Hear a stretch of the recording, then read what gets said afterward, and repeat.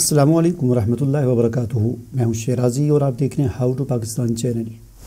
नाज़रीन, आज की जो मेरी वीडियो है वो इस हवाले से है कि अगर दुनिया में तीसरी जंग अज़ीम शुरू हो जाती है तो दुनिया के तमाम ममालिक में से 10 ऐसे कौन कौन से मुल्क हैं जो न सिर्फ तीसरी जंग अज़ीम से महफूज रहेंगे बल्कि तीसरी जंग अज़ीम के असरात तक से वो महफूज रहेंगे।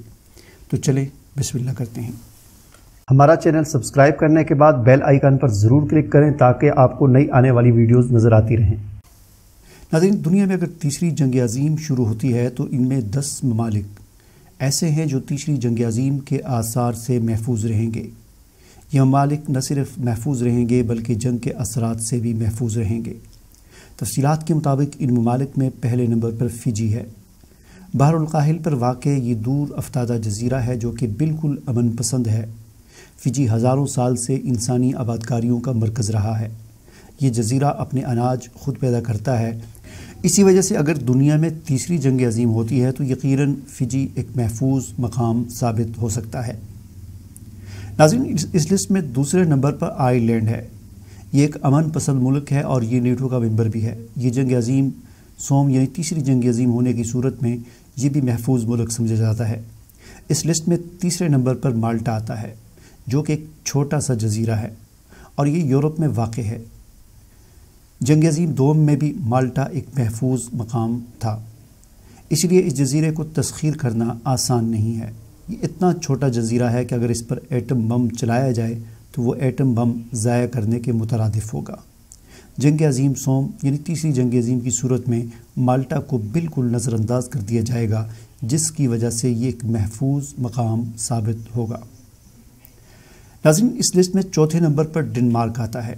इसमें कोई शक नहीं कि तीसरी जंग अज़ीम की सूरत में डेनमार्क का बहुत नुकसान हो सकता है क्योंकि डेनमार्क नेटो में मुलव्वस है, लेकिन इसके बावजूद ये एक महफूज मकाम साबित होगा क्योंकि इसकी वजह ग्रीनलैंड है जो कि डेनमार्क का हिस्सा है। जंग अज़ीम की सूरत में ग्रीनलैंड डेनमार्क के शहरियों के लिए एक बेहतरीन महफूज पनाहगाह साबित हो सकती है। नाज़रीन, इस लिस्ट में 5वें नंबर पर आइसलैंड का नाम आता है। आइसलैंड एक पुरअमन मुल्क है। यही वजह है कि 2015 में ग्लोबल ईस्ट इंडेक्स में पहले नंबर पर था।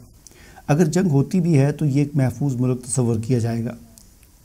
नाज़रीन, छठे नंबर पर चिली का नाम आता है।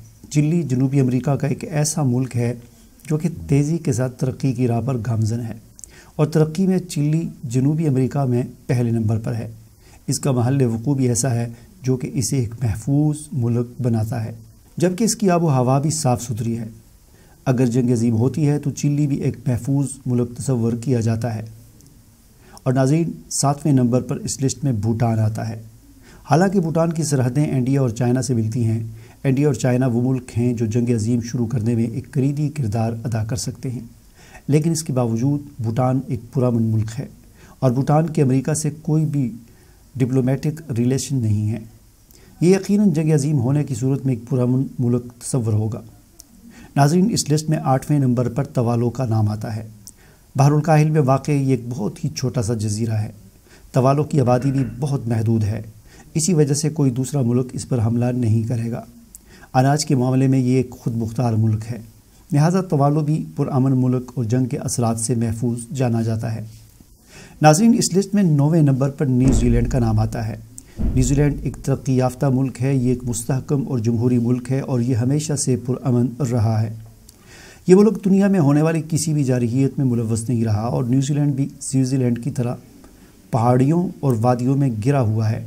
ये पहाड़ ही इसके दिफा में अहम किरदार अदा करेंगे। इसके अलावा ये मुल्क अपना अनाज भी खुद पैदा करता है।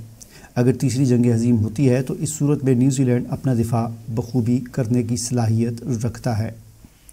नाज़रीन, इस लिस्ट में आखिरी और 10वां नंबर स्विट्ज़रलैंड का आता है।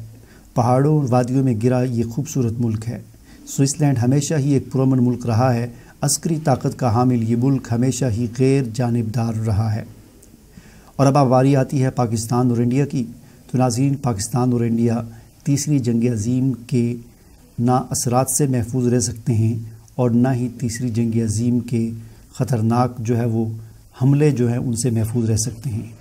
इसलिए हमें सूरह कहफ की तिलावत करते रहना चाहिए ताकि अल्लाह ताला हमें نہ صرف تیسری جنگ عظیم بلکہ دجالیت اور دجال کے فتنوں سے محفوظ رکھے، آمین۔